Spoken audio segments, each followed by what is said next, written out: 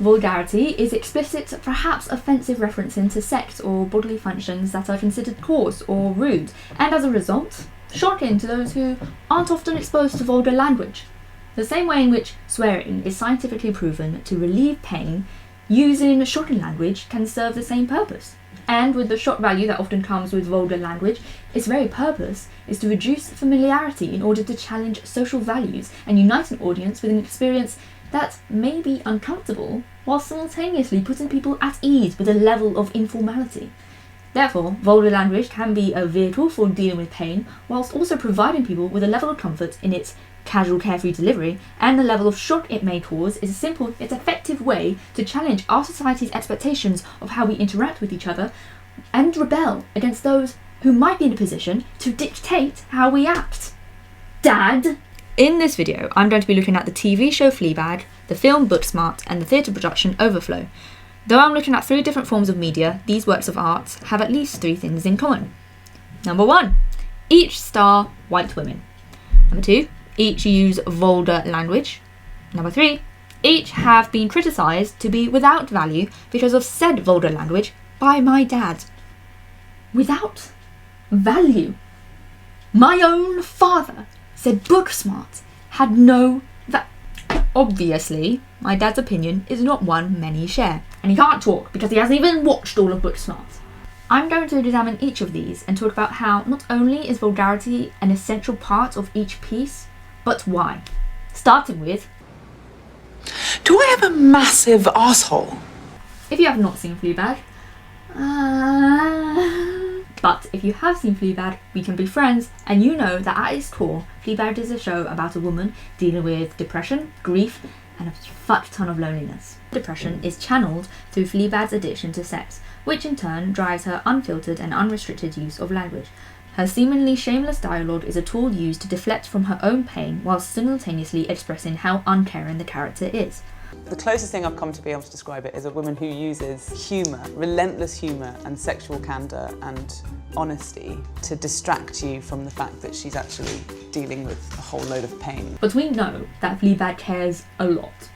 Fleabag's sex addiction is actually desperation for human connection and sincerity. And her vulgar language is a mask to hide the pain she's in from those around her and from herself. When all of that is stripped away, we are left with the cracks of a broken woman, knowing that a playful and maybe even immature language was all part of an act. A show to deny acknowledging the loss this character has been through and is still going through at this point. If vulgar language is used for shock value, and you get 5 episodes of that specific tone, on the 6th episode, when Fleabag's deflection and distraction techniques are dropped and abandoned, we realise that her tending to lean into the explicit, the cursing and graphic descriptions, was her way to humour herself, trying to hold on to what's left of her humanity. It was the only thing keeping her afloat. Vulgarity was a veil with which the real Fleabag was hiding behind. The same argument can apply to BoJack Horseman. When the hard-hitting hits, it hits hard. God, that's good comedy. Next up. Amy, do you know how many girls are going to be up your vagina at Columbia next year?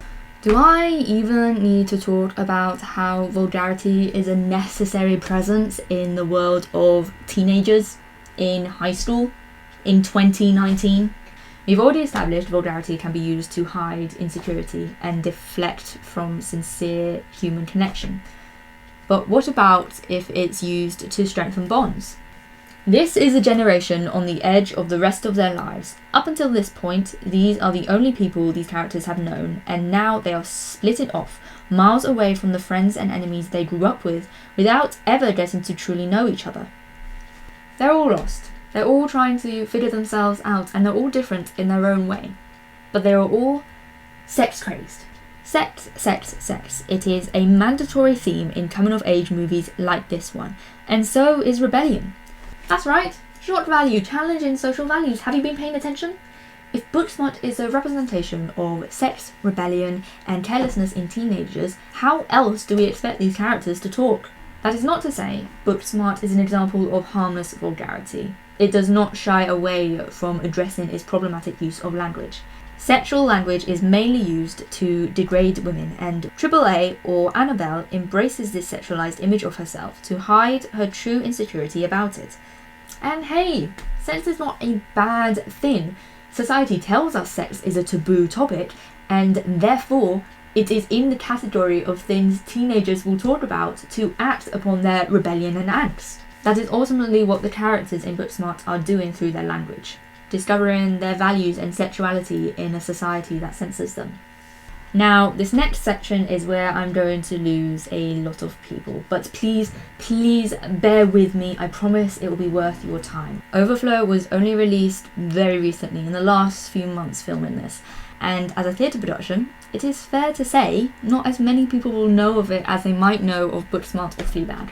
But you do not have to have seen or read this play to understand how vulgarity is used in this production and why its reasoning is probably the most important one out of all of the examples. So, without further ado, before the age of YouTube tutorials, there was just the club toilet. The best piss you can have? Obviously, it is the preemptive one.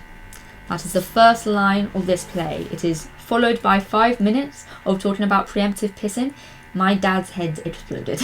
Overflow is about a trans woman's experience clubbing and using public toilets.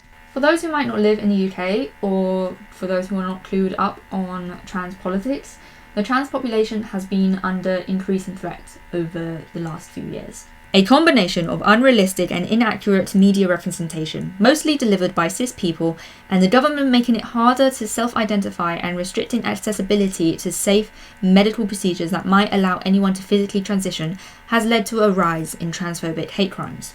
We are living in an era of the internet. Information has never been more readily available than it is now.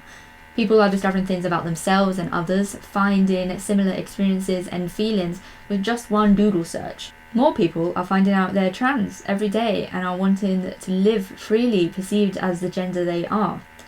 But we are also living in a time where people are obsessed with genitalia. When talking about the idea of feminism, trans-exclusive women's arguments reduces trans people, specifically trans women, to their body parts and functions. The invasive debate about what is between Rosie's legs is what infringes upon her rights to exist. The preemptive piss is a skill Rosie has had to learn to avoid confrontation later on if, God forbid, her poor bladder has to relieve itself in a public place. In a society that constantly harasses and alienates trans people, it is no wonder that shocking language is used. The very existence of trans people is treated as shocking. Vulgarity in this context is only a response, a reflection even, of the derogatory language used against this population by cis people. It is a rebellion. It is an expression of frustration. It is to combat fear. I think this is best said by the star Reese Lyons when asked, why do you think audiences should come and see Overflow? I don't only think, I know that it is very important for audiences, particularly British audiences, during this time to come and see a show like Overflow, because trans people, and more often than not, trans women, trans feminine people, are made into such spectacles that we are seen as concepts rather than actual human beings.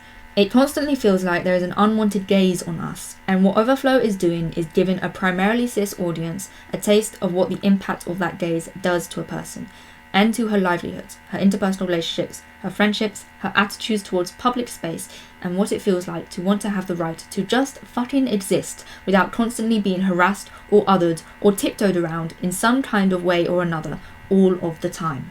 Hopefully I would have posted this video before Overflow is being broadcast by the Bristol Old Vic Theatre between the 6th and 8th of May. If you get a chance, please get a ticket, support trans artists, please support theatre. In conclusion, in Fleabag, vulgarity is a means to deflect from the character's grief, heartbreak and depression. In Booksmart, it is used to explore the angst and sexual exploration in the minds of modern-day teenagers. In Overflow, it is a reflection and a rebellion against a transphobic society. Without vulgar language, Fleabag would be a deflated, fatigued character. Booksmart would be presenting a fundamental misunderstanding of teenagers today, and Overflow wouldn't be an accurate example of the frustration trans people feel living in the UK. Thanks for watching. Tell me about other necessary forms of vulgarity in media. Next time I'll tell you about how Fleabag gave a voice to working class white cis women to act like they're oppressed. Bye!